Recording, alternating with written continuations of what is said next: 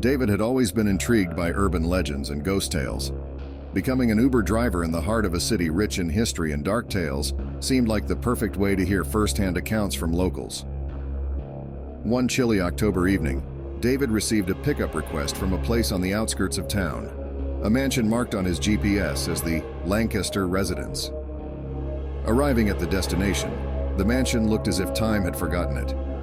It was surrounded by towering trees, and thick ivy had consumed much of its facade. As David waited, a woman emerged from the shadows of the front porch. She was dressed in an old-fashioned dress, her black hair cascading over her pale shoulders. "Elizabeth?" David inquired, double-checking the name on his app. She nodded, her deep blue eyes meeting his. "Yes, please take me to Greenwood Avenue." As the journey began, Elizabeth began recounting stories, each more haunting than the last, about the previous occupants of the Lancaster residence. A tale of a forbidden love that ended in tragedy, a story of betrayal leading to a vengeful murder, and the chilling account of a child who mysteriously vanished without a trace. As David listened, he couldn't help but notice that the streets and landmarks Elizabeth mentioned corresponded with the very route they were taking. Each tale seemed to lead them closer to their destination. Nearing Greenwood Avenue, the surroundings became less familiar, and the city's lights gave way to the darkness of an old, overgrown cemetery. Elizabeth pointed to a particularly old gravestone, barely visible through the thick mist that had settled. "This is where I was buried 50 years ago," she whispered, her voice echoing with sadness and regret. David turned to respond, only to find the back seat empty. Chills ran down his spine as he quickly parked the car. The gravestone Elizabeth had pointed to bore her name, with an epitaph reading, "Taken too soon, but her story lives on." In his shock, David noticed a folded note resting on the passenger seat. Unfolding it, he read, "Thank you for listening, but be wary, for I am not the only lost soul seeking solace in a journey. The next passenger might not be as forgiving." From that day on, David couldn't shake off the eerie feeling each time he passed by the Lancaster residence or the old cemetery. But he never ignored a passenger or their story, fearing the consequences of leaving another lost soul unattended. In the small town of Harrowville, tales of ghosts, haunted mansions, and eerie forests were common folklore. However, there was one legend that was rarely spoken about, even in hushed tones: the Phantom Route. Lucas, a newcomer to Harrowville, had recently started driving for Uber. His nights were usually uneventful, ferrying townsfolk to their homes or the occasional tourist to a local inn. One foggy night, as he was about to call it a day, a peculiar ride request popped up on his app. The pickup location wasn't on any map. It simply read, "The Old Oak." Curiosity piqued, Lucas decided to head to the location, figuring it might be a glitch, or perhaps someone playing a prank. However, as he neared the spot, his GPS began acting erratically, recalculating and rerouting repeatedly. Soon, he found himself on an unfamiliar road, a narrow path framed by towering trees, their branches forming a twisted canopy overhead. At the end of this road stood a decrepit inn, appearing as though it hadn't seen guests in decades. The front sign read, "Harrow's Rest." Hesitantly, Lucas entered, greeted by the sound of an old piano playing a haunting tune. The inn was filled with spectral patrons, each with a story to share. A bride left at the altar, a soldier who never returned from war, and a merchant lost at sea. Each story Lucas heard seemed to provide a clue, a piece of the puzzle that would allow him to escape this eerie loop and return to Harrowville. But time worked differently in Harrow's Rest. Days felt like minutes, and with each failed attempt to piece together the escape route, Lucas could feel himself becoming more a part of the inn. Desperate to break free, Lucas focused on the one common thread in all the stories: a locket, said to hold the power to bridge the gap between the living and the dead. Embarking on a perilous quest through the inn's endless corridors and hidden rooms, Lucas finally uncovered the locket. Holding the trinket close, he wished with all his might to return to his world.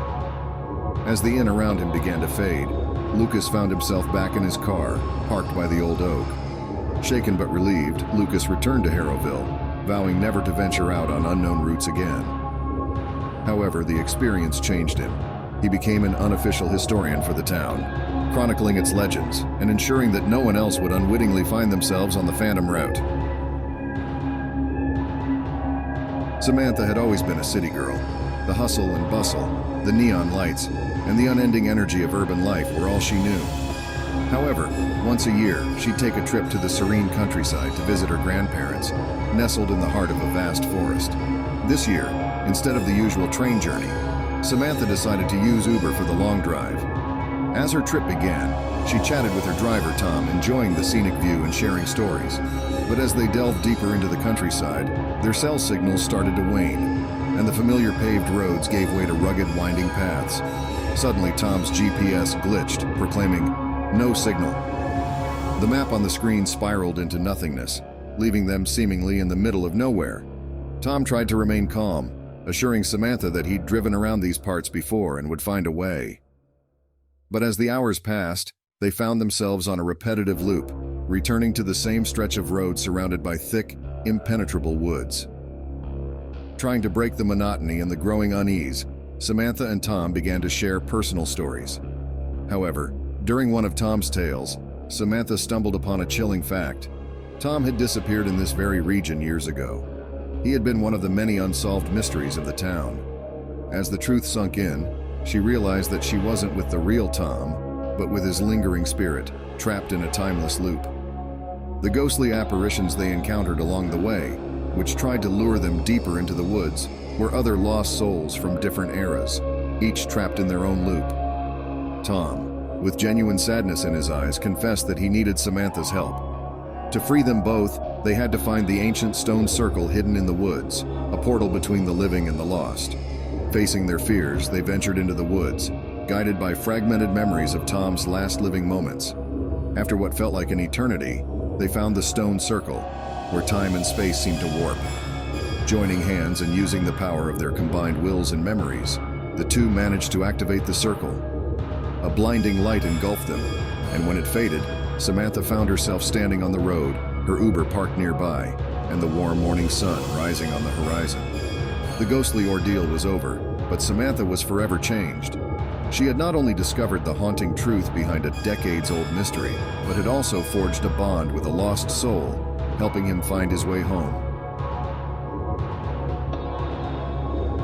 The Uber app had many features to rate drivers and passengers, but the most coveted of them all was the 5-star rating. Every driver aimed for it, and Henry was no different. But unlike others, Henry had an ace up his sleeve, a mysterious, impeccably dressed man in a black suit, who, without fail, hailed his Uber at midnight and always left a 5-star review. There was never any conversation between the two. The man would simply enter the car, and the app would direct Henry to a different location each night. Every ride was quiet, save for the ambient city noises filtering through the closed windows. One night, overwhelmed by curiosity, Henry decided to follow the man after dropping him off. As he trailed behind, Henry began to notice a pattern. Each building the man entered would be in the headlines the next day. A sudden fire, an unexplained accident, or some unfortunate incident. This man wasn't just an ordinary passenger. He was a harbinger of doom.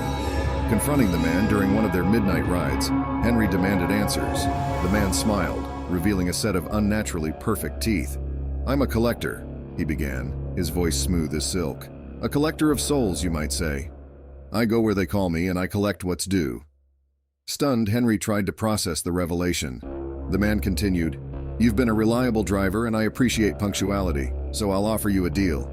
Keep driving for me, keep these rides our little secret, and I'll ensure you're never affected by my collections. Plus, think of all the 5-star ratings." Torn between morality and self-preservation, Henry made a choice. He continued to drive for the man, turning a blind eye to his sinister activities. But with each ride, he also began to take small steps to warn or help potential victims, trying to balance the scales. As days turned into weeks, and weeks into months, the city's tales of a guardian Uber driver began to circulate. A driver who was always at the right place at the right time, saving people from impending doom. The man in the black suit never commented on Henry's interventions, but an unspoken understanding developed between them.